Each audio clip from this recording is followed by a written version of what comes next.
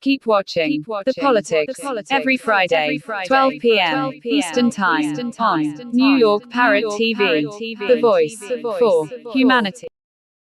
Welcome to Talking Politics. My name is Robert Press. I'm a reporter. As you can see by my new official New York City press card, I write for the Bronx Post and Parkchester Times. Both like this show as part of Muslim Media Corporation. I also contribute to the Co-op City News, have a blog at www.100%.blogspot.com, along with Facebook pages 100% and What Is Going On in Your Community Board. The views expressed on this show are that of the host, any guests, or anyone who is commenting at the bottom of the screen, and not necessarily those of Muslim Media Corporation. Let's get to the weather report. Today, Friday, will be the last hot day or summer warmth with a high of 77 today. Saturday, the temperature will not break 60, so it'll feel much cooler than it is. Sunday, the temperature will rebound to about 62, and on Monday, a high of 65. One note, October 2024 broke a record for the least amount of rainfall, with only 1/100th of a percentage point of rain being recorded in the New York City area. And remember to set your clocks back a half an hour before you go to sleep tomorrow night, Saturday, as daylight savings time begin. And now on to the world news. The United States has warned on Monday that North Korea's soldiers are moving towards Russia's Western Kursk region, which Ukraine invaded in August. And as Ukrainian forces brace for what they could be an imminent assaults involving the new Korean troops. The Pentagon said that North Korea has sent about 10,000 soldiers to train in eastern Russia, with many moving towards the battlefield in the Kursk region. NATO Secretary General Mark Rutte on Monday confirmed that North Korean troops had been deployed to Kursk, as saying it represented a dangerous expansion of the war. Military experts say it's too small a number to affect the overall situation on the broader battlefield, where both sides have deployed hundreds of thousands of soldiers, but potentially enough to help Moscow reclaim the territory that in the Kursk region. It's unclear exactly how many North Korean troops will support Russia's counterattack in the Kursk region. Analysts say that soldiers could be used to direct attacks or to guard areas behind the combat zone, thus freeing up Russian troops for assaults. But their effectiveness in battle is untested and could be hampered by coordination issues with the Russians. President Vladimir Zelensky of Ukraine said that the North Korean troops were expected to enter the combat operation soon. 2 Ukrainian soldiers fighting in the Kursk area said they have been warned by their commanders that an assault could be imminent. The deputy commander of the Ukraine 61st Mechanical Brigade said by text message, probably in the next few days. On to the Middle East. Egypt's president announced Sunday that his country has proposed a 2-day ceasefire between Israel and Hamas, during which 4 hostages would be released. And there was no immediate response from Israel or Hamas, as the latest talks were expected in Qatar, another key mediator. Talks in pursuit of a longer phase ceasefire have repeatedly stalled. Hamas wants Israeli forces out of Gaza as a precondition, but Israeli Prime Minister Benjamin Netanyahu has said they will remain until it destroys Hamas. Those tensions now can see Israel at war with Hamas in Gaza, in Gaza and Hezbollah in Lebanon, openly attacking Iran, their backer. For the first time this weekend, Iran's supreme leader on Sunday said Israeli strikes in response to Iran's ballistic missile attack should not be exaggerated nor downplayed, while stopping short of calling for retaliation. Now, Prime Minister Netanyahu says strikes on Iran achieve Israeli goals. In his first public comments, we severely harmed Iran's defense capabilities and its ability to produce missiles that are aimed towards us. Satellite images showed damage to two secretive Iranian military bases, one linked to work on nuclear weapons that Western intelligence agencies and nuclear inspectors say was discontinued in 2003. The other is linked to Iran's ballistic missile program. Iran said a civilian had been killed with no details. It earlier said 4 people with the military air defense were killed.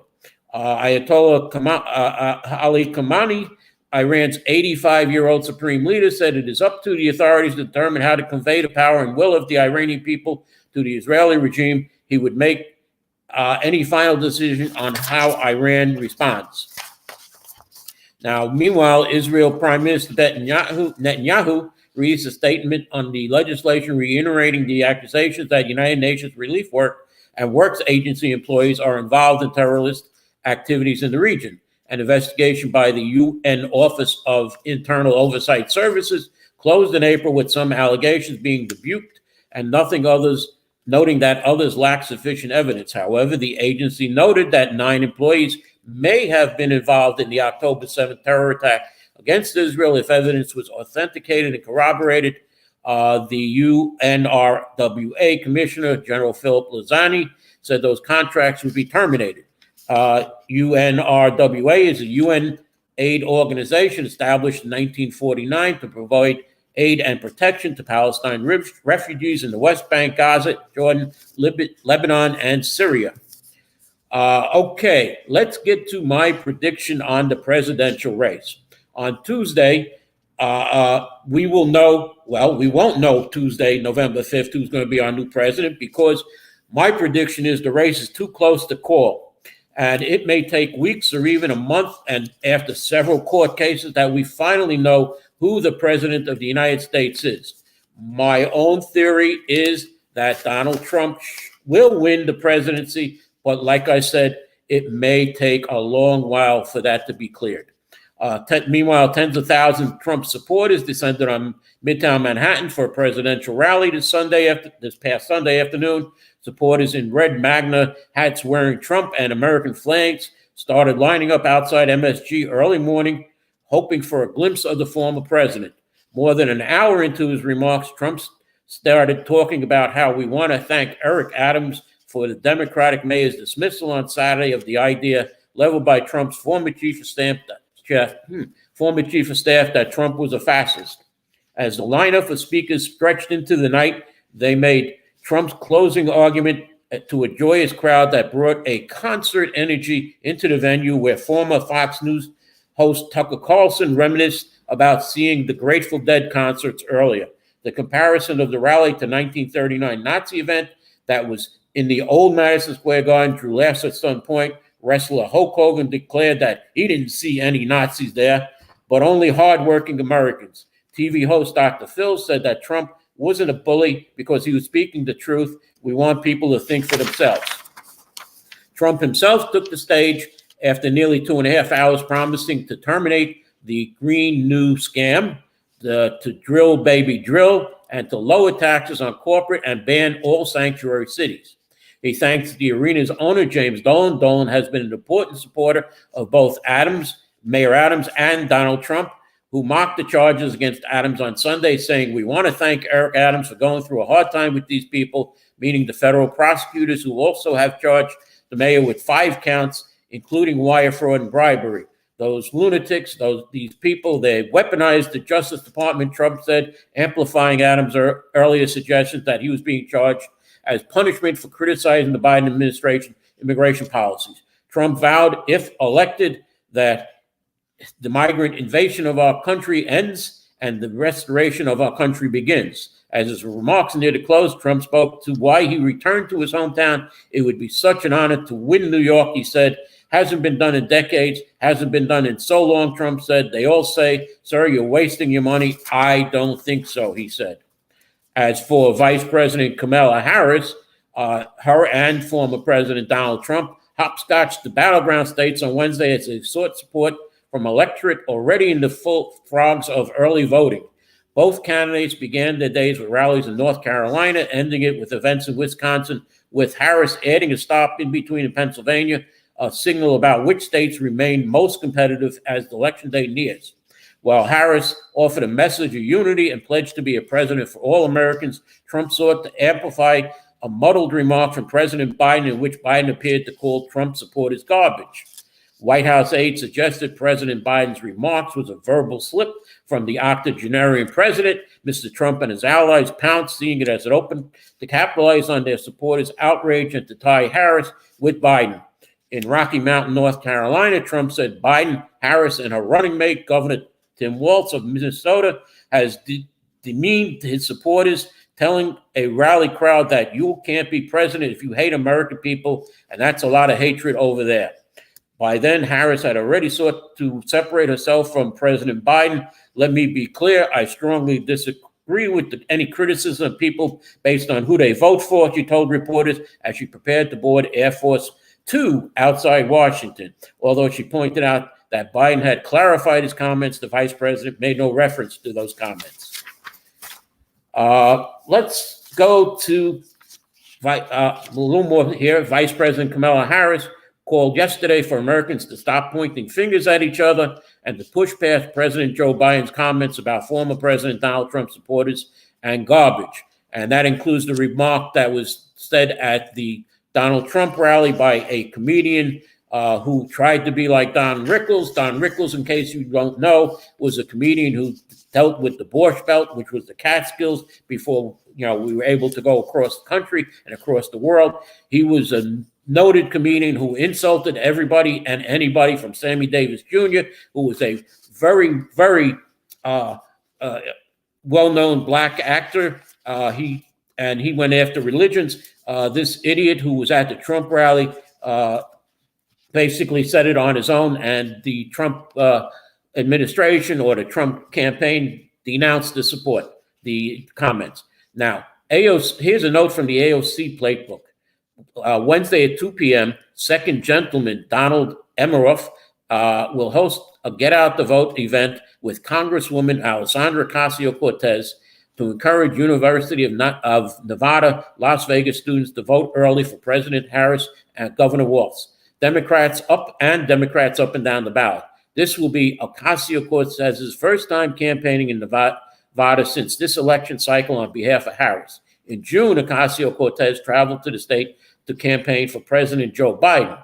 Congresswoman Ocasio-Cortez, who is a candidate, debated her opponent when she was running as a candidate against then Congressman Joe Crowley 3 times, but has refused to debate any of her challenges since she was elected to Congress. Now, let's hope she didn't lose her shirt in Las Vegas as she was campaigning. On to the Adams-Trump connection. Incumbent Mayor Eric Adams' legal troubles are tarnishing his reputation with voters. Politico reported after release of post-indictment poll showing the mayor underwater as potential challengers outrank him. A majority disapprove of his job performance, even as crime, his signature issue, ranks as the leading concern for voters, followed by immigration and the cost of living.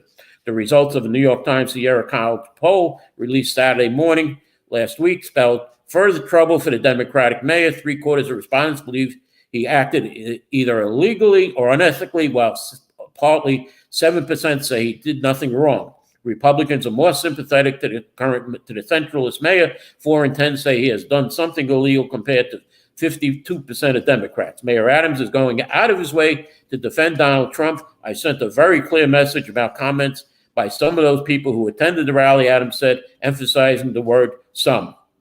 I've been to many rallies, protests, and I've witnessed people stand up at podiums, and I will cringe at some of the things they say. You can't demonize an entire population based on the actions of those who attend, he added. Adams made it clear that he sought to avoid piling on Trump as Trump faces an onslaught of Democratic attacks after a comedian at his Saturday rally labeled Puerto Rico as a floating island of garbage and made other racist remarks, as I said, a la Don Rickles. There was a continuation of Adams' refusal to criticize Trump as the former president moves to embrace Adams, a one-time Republican who dubbed himself as the future of the Democratic Party when he became mayor if elected. Trump has the power to pardon Adams if he is elected.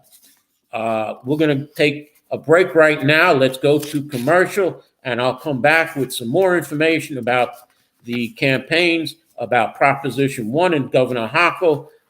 Will the Working Families Party stay on the ballot, and what they're saying about their candidate in Congressional District 17. So let me go to a commercial right now.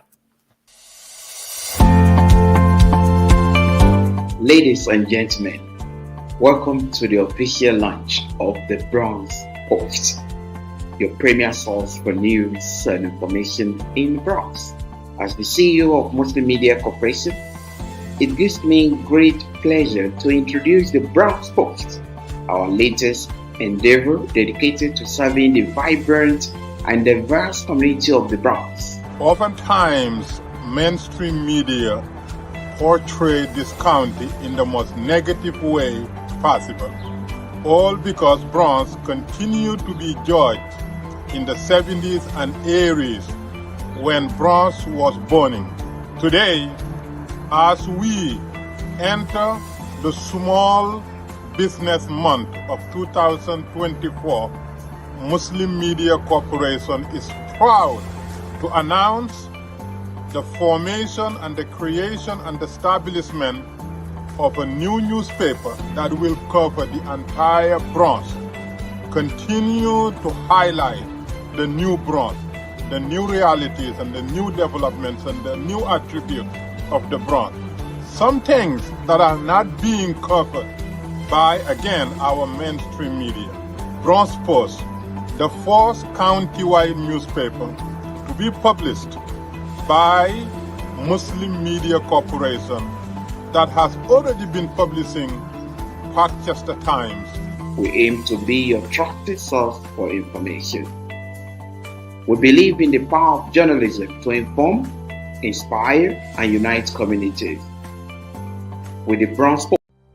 In a world where the quality of information available to poorer communities is doctored, tainted, and sometimes regressive, where the words fake news have come to mean other people's opinions, it is vital to rely on news platforms with journalists who have feet on the ground and can report the truth.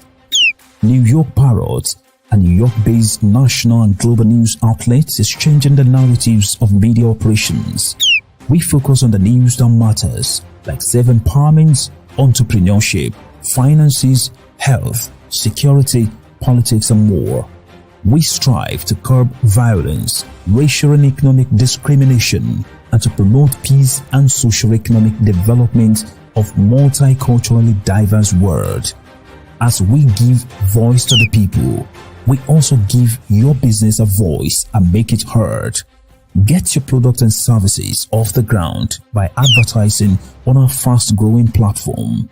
With so much of daily visits to New York Parrot, you can't afford to be invisible to prospective clients on the websites they trust the most. Our posts reach millions of people across the New York State and around the world. Advertising on our new site will unlock an audience of thousands of potential customers on your doorstep. New York Parrot is born to prosperously speak tomorrow for the voiceless.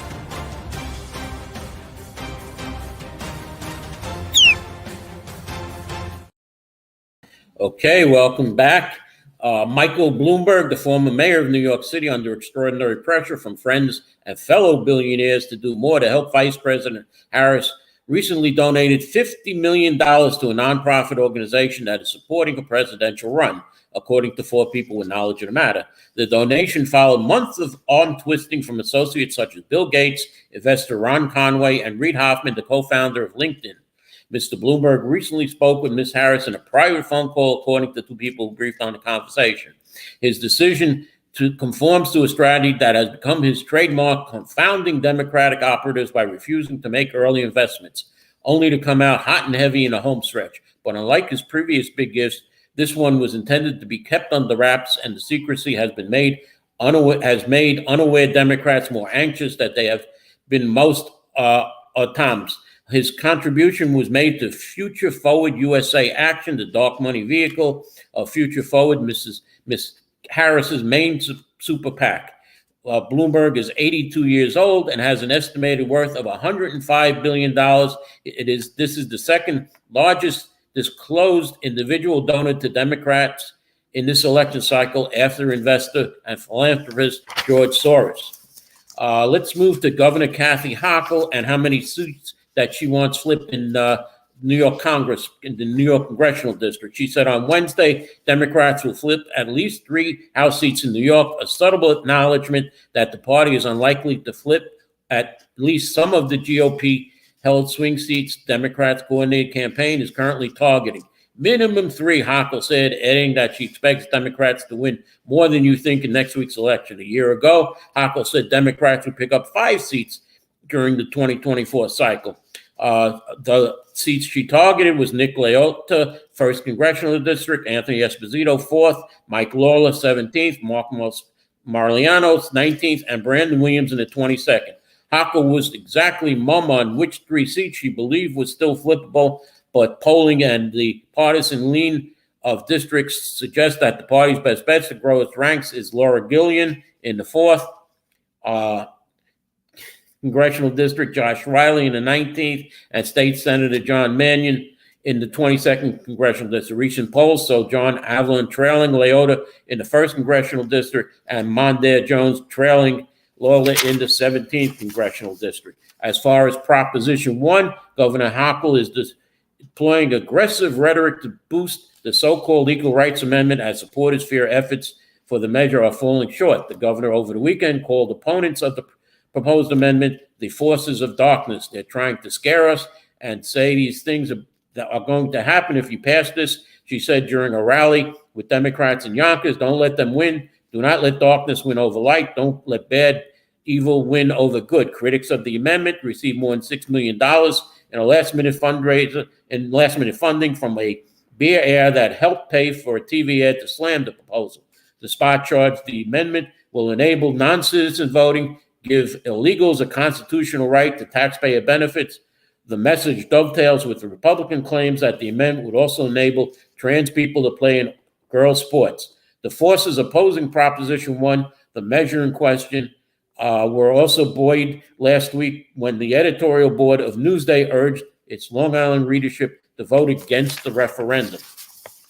Now, as far as the Working Families Party, this is an interesting year for them, but the Progressive Third Party now faces its most important task remaining on the ballot. Party leaders are organizing across the state to make sure they get enough votes in November's general election to meet the state's third party status. Every 2 years, the Working Families Party and other parties in New York need to secure either 2% of the total vote cast for president or governor or 130,000 votes, whichever is greater. If they fail to reach that threshold, they will lose their ballot line. The threshold was always so high until 2019. The Working Families Party and other third parties only needed 50,000 votes every 4 years. But under Governor Andrew Cuomo, the Public Campaign Finance Commission increased the threshold, a move to be rumored to be payback for the WFP decision to endorse Cynthia Nixon that year instead of Cuomo during the 2018 gubernatorial primary. Your vote is important. We need you to come out. New York WFP co-executive director Jasmine Gripper said the party's strength is centered in New York, and the Working Family Party leaders were out in Brooklyn on the first day of early voting Saturday, holding a rally outside early voting poll site in Brooklyn.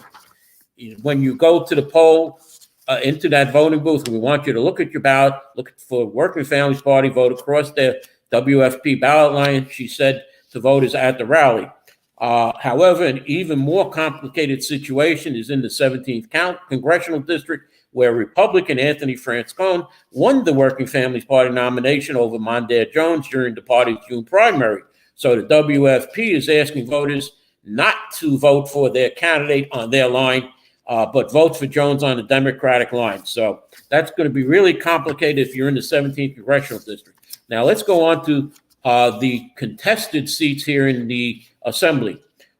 In New York City, the contested Senate seats are the 11th Senate seat in Queens, the 17th District in Central and South Brooklyn, the 23rd District in Staten Island, 26th District downtown Brooklyn and Park Slope. That's the Senate. As far as the Assembly, the 23rd Assembly District in Queens, 40th Assembly District in Queens, 46th Assembly District in South Brooklyn.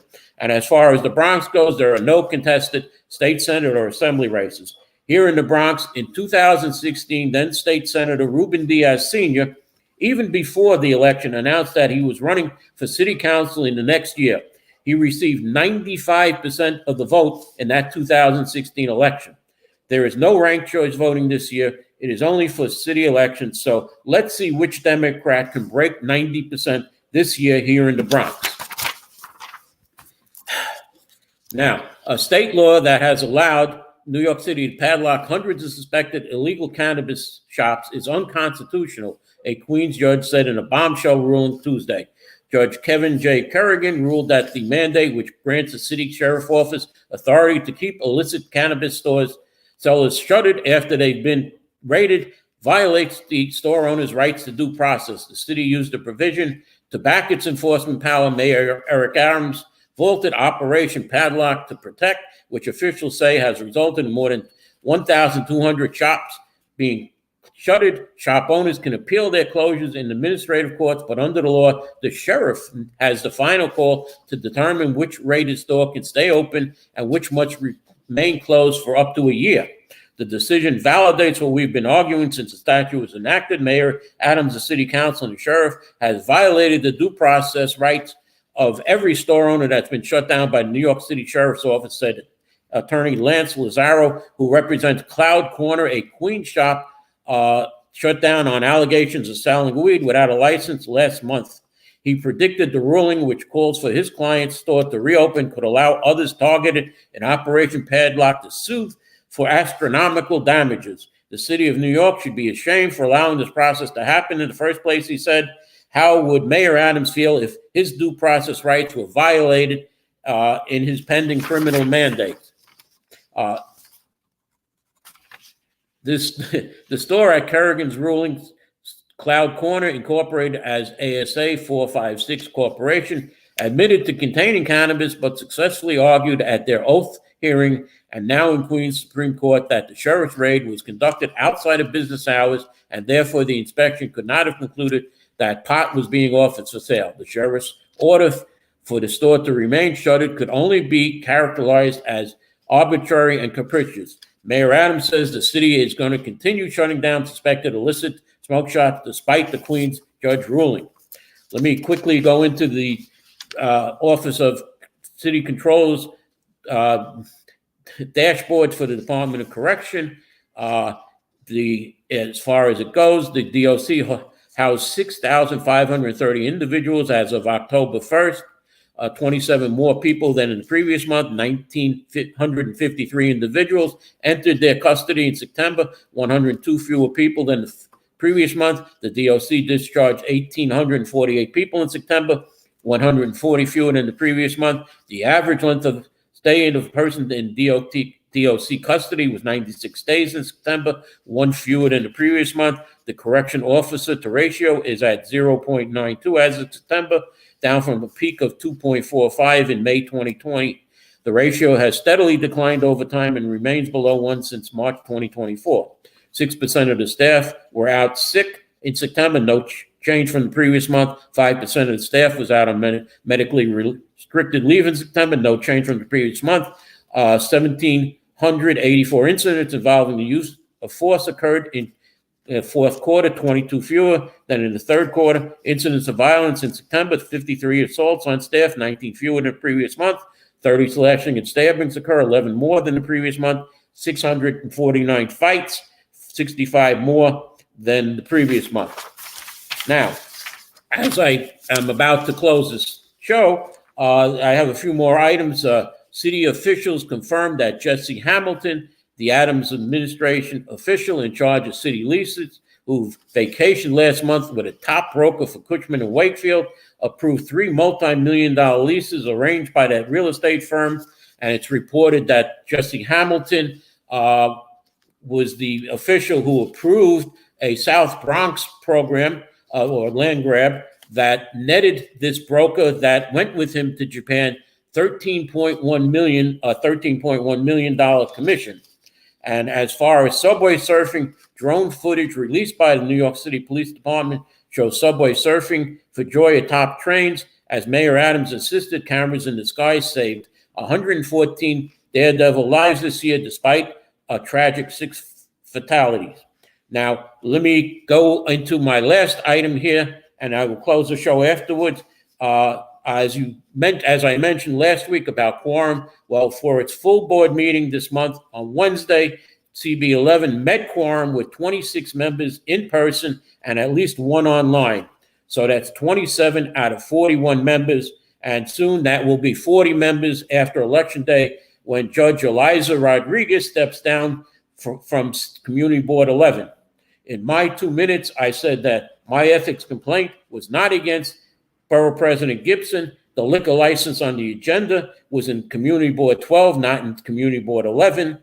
And I corrected the July 2024 minutes, the election results, where 5 out of the 6 totals were wrong. All I can say is that experience counts. And I will continue to update you on the dysfunction of Community Board 11. I want to thank you for watching tonight or today. I hope to see you next week, live at 12 p.m. or anytime at YouTube at the link provided on my Facebook pages, 100%, what is going on in your neighborhood, and many other Facebook pages. So thank you for watching today, and I hope to see you next week. Ladies and gentlemen, welcome to the official launch of the Bronx Post, your premier source for news and information in the Bronx. As the CEO of Muslim Media Corporation, it gives me great pleasure to introduce the Bronx Post, our latest endeavor dedicated to serving the vibrant and diverse community of the Bronx. Oftentimes, mainstream media portray this county in the most negative way possible, all because Bronx continued to be judged in the 70s and 80s when Bronx was burning. Today, as we enter the Small Business Month of 2024, Muslim Media Corporation is proud to announce the formation and the creation and establishment of a new newspaper that will cover the entire Bronx, continue to highlight the new Bronx, the new realities and the new developments and the new attributes of the Bronx. Some things that are not being covered by, again, our mainstream media. Bronx Post, the first county-wide newspaper to be published by Muslim Media Corporation that has already been publishing Parkchester Times. We aim to be your trusted source for information. We believe in the power of journalism to inform, inspire, and unite communities. With the Bronx Post, we seek to amplify the voice of Bronxites, celebrate the richness of our culture, and shed light on the issues that impact our lives. Changing Bronx deserves a changing narrative, and the Bronx Post, which will be launched in May in commemoration of Small Business Month, will highlight that which Bronxites have been yearning for mainstream media to highlight. So, to all my fellow New Yorkers, particularly my fellow Bronxites, join us, patronize us, read us, and follow us, so that you will be extremely proud of the addition of news reporting that highlights the new realities of the Bronx. Together, let's make the Bronx Post the heartbeat of our borough. The Bronx Post, changing the reality, changing the narrative.